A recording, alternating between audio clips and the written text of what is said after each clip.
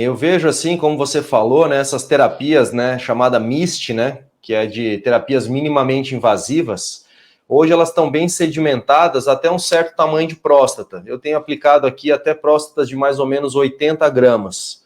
Eu não tenho utilizado essas terapias minimamente invasivas para próstatas maiores que 80 gramas. Um pouco maior, ok. A gente sabe que na literatura já tem trabalhos descrevendo para próstata de 100 gramas, 120 gramas, então acho que a gente trabalhando ali na faixa dos 80 gramas, que é o recomendado, dá uma boa margem de segurança.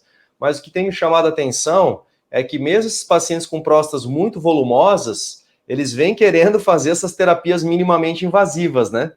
E aí eu acho que cabe o nosso papel aqui de urologista, né, dedicado quase que exclusivamente a esses problemas prostáticos, explicar, né, que não, tem terapias que são para próstatas menores, tem outras terapias que são para próstatas maiores.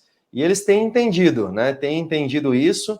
Alguns até perguntam se não tem um jeito, né, de conseguir reduzir a próstata dele para que ele se enquadre, né, nessas terapias minimamente invasivas. Eu tenho achado bem interessante, né, esse movimento que tem causado essa chegada das novas tecnologias, que ela é grande novidade aqui no Brasil, né? Nós temos, por exemplo, o Rezum, que chegou agora em julho, tem o Urolift, né, que chegou no ano passado e sedimentou mesmo no começo desse ano, e os pacientes querendo em busca disso, mas a gente fala, não, calma, tem algumas próstatas que não vão ser para esse perfil. Perfeito, perfeito, Daniel.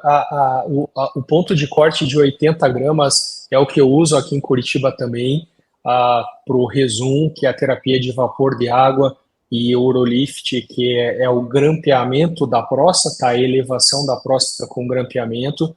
A gente vai discutir aqui também as enucleações da próstata, tanto eu quanto você somos entusiastas dos procedimentos de enucleação, que hoje existe a tecnologia bipolar ou a tecnologia laser, e especialmente em próstatas acima de 80 gramas, as enucleações elas são muito bem aceitas e com resultados excelentes.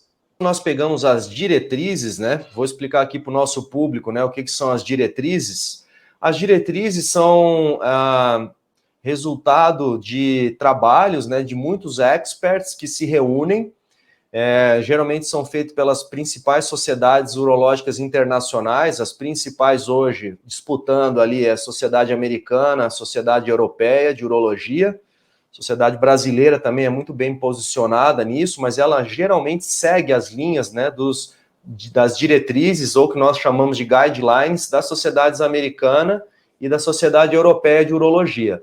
E um fato que tem me chamado muita atenção, André, nos últimos tempos, é que por essas diretrizes, que nós podemos dizer, você me corrija aí se eu estiver falando alguma coisa que você não concorde, mas elas são quase que normas de boas práticas, né? E elas colocam ali que cirurgias, por exemplo, a cirurgia já consagrada, né? E a mais realizada ainda, né, André, no Brasil e até mesmo no mundo, que é a RTU de próstata. Ela já não é mais a primeira opção para essas próstatas grandes, como você falou, que nós consideramos maior do que 80 gramas. Para essas próstatas grandes, hoje, essas diretrizes concluíram, pelo perfil de segurança, pelo tanto de próstata que retira, pelo risco, né, relacionado ao paciente, que as enucleações de próstata já tomaram esse lugar. Mas esse processo ainda de virada, de ser o procedimento mais realizado, ainda não ocorreu. Você sabe que você teve conosco, né? Eu, com mais colegas e você fazendo parte disso, organizamos um congresso que já está na 4ª edição, um congresso só sobre enucleação de próstata. E nós vimos aí que foi em Curitiba, né, realizado, quantas pessoas, né, interessadas nessa técnica.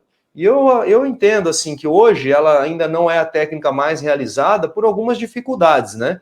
Ela não tem a cobertura pelos planos de saúde, como a RTU tem, a curva de aprendizado, né, para você ficar hábil a fazer ainda é um pouco difícil, os equipamentos também que são caros, mas é um cenário que eu acho bem interessante, uma coisa que vai se transformando, e o Brasil está bem posicionado nisso, né? Estamos caminhando para essa transição.